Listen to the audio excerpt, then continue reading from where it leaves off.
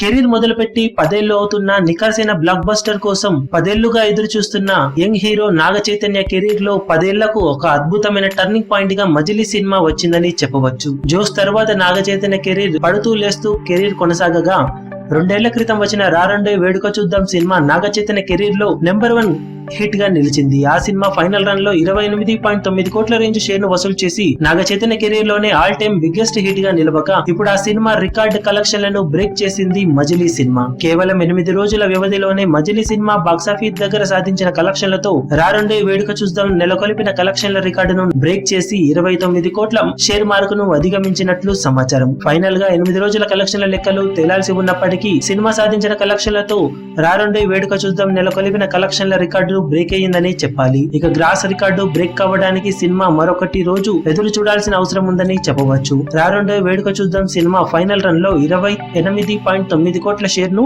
Exact గా 50 కోట్ల range gross ను వసూలు చేసింది. ఇప్పుడు మజిలీ సినిమా 7 రోజులకు గాను 28 కోట్ల షేర్ ను 45 కోట్ల వరకు గ్రాస్ ను వసూలు చేసింది. ఇక ఇప్పుడు 8వ రోజు సాధించిన కలెక్షన్లతో సినిమా బాక్సాఫీస్ దగ్గర 29 కోట్ల రేంజ్ షేర్ ను 47.5 కోట్ల రేంజ్ గ్రాస్ ను వసూలు చేసినట్లు సమాచారం.